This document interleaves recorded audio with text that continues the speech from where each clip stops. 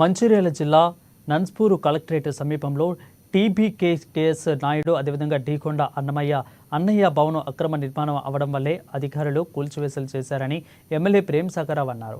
ఇక మాజీ ఎమ్మెల్యే దివాకర్ రావు చేస్తున్న అసత్య ప్రచారాన్ని ప్రజలు విశ్వసించారని చెప్పారు. బీఆర్ఎస్ ప్రభుత్వ హయాంలోనే భవనం ప్రభుత్వ భూమిలో ఉందని అప్పటి తహసీల్దార్ నోటీసులు జారీ చేశారని అప్పుడు ఎందుకు చర్యలు తీసుకోలేదని ఎమ్మెల్యే ప్రశ్నించారు. బీఆర్ఎస్ నేతల అక్రమాలకు దివాకర్ రావు కొమ్ము కాశారని ప్రేమ్ సాగరరావు ఆరోపించారు.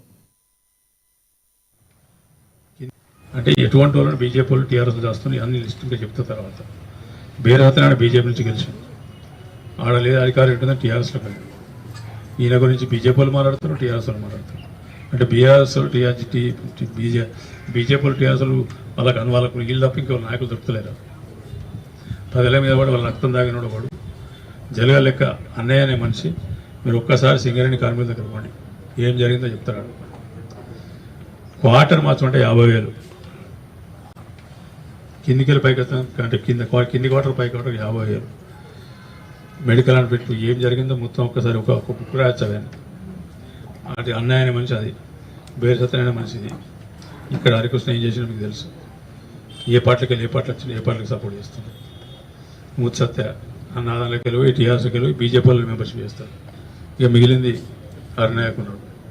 కేసులు ఇవి కాదు. ఇప్పుడు 2 చెరువులు సర్వే చేస్తున్నారు.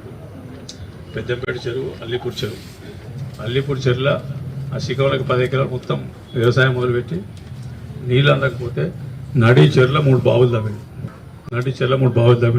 ఇప్పుడు పెద్దపేట చేస్తున్నారు. అడికెళ్ళి అల్లీపూర్ పోతారు. బావులు తవ్వేసి మొత్తం అక్కడికి కాలువలు తీసాడు. ఇది ఒకటి ఉదాహరణకి మిగతా ఆయన ఇప్పుడు 4 ఒరిజినల్ కేసు తవ్వితే మొత్తం తెలియదు. ఒకటి ఫస్ట్ వాళ్ళు వచ్చి కంప్లైంట్ ఇస్తే వాళ్ళ తండ్రి పట్టువారి లక్ష్మణరావు గారు అని 90లో చనిపోయాడు. పట్టువారికి సంతకం పెట్టద్దా ఒత్తుడు ఉంటుందా చెప్పండి. పత్రికా చదవలేదు. పట్టువారికి రాయనైతే రాయాలి కదా, కనీసం పానీ రాష్ట్రంగా చదువు రావాలి కదా. ఆయన చనిపోయినాక 90 కాగితం పెట్టి సాదా కాగితం రాయించాను. 20 ఏళ్ళు గుర్తులేదు. మొన్న ధరణి ఇచ్చినానికి వచ్చిన